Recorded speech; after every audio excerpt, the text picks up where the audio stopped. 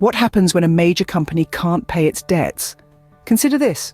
A business such as Country Garden, a Chinese property giant, finds itself unable to meet a critical deadline to complete a $15.4 million interest payment on an outstanding dollar bond. This predicament risks a wave of cross-defaults, sending ripples through the economy. Now, this isn't a hypothetical scenario. This situation unfolded in China, involving Country Garden and other property firms like Evergrande. So, how does this work?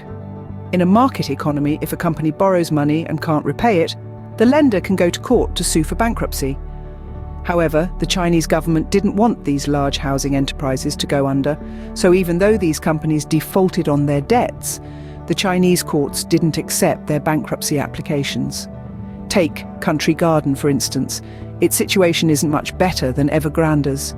If the situation doesn't improve, Country Garden could face bankruptcy. However, the Chinese government could potentially force the lenders to withdraw their lawsuits, as many of their factories are based in China. Meanwhile, the Chinese economy faced other challenges.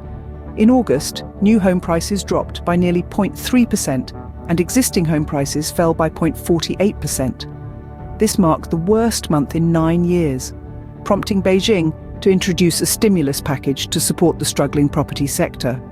The housing crisis, which was exacerbated by the collapse of Evergrande in 2021, led to a broader financial crisis affecting other firms like Fantasia Holdings and Sunac.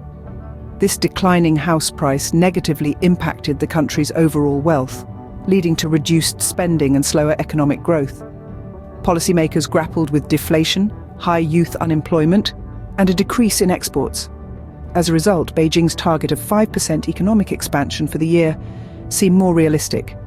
In the face of these challenges, China's economy showed signs of improvement in the second quarter of 2023, with a 4.9% year-on-year GDP growth exceeding expectations.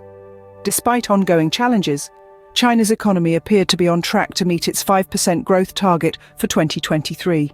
To recap, when a major company can't pay its debts, it risks a wave of cross-defaults, impacting the economy. In China, the government intervened to prevent bankruptcy of large property firms, even as they defaulted on their debts.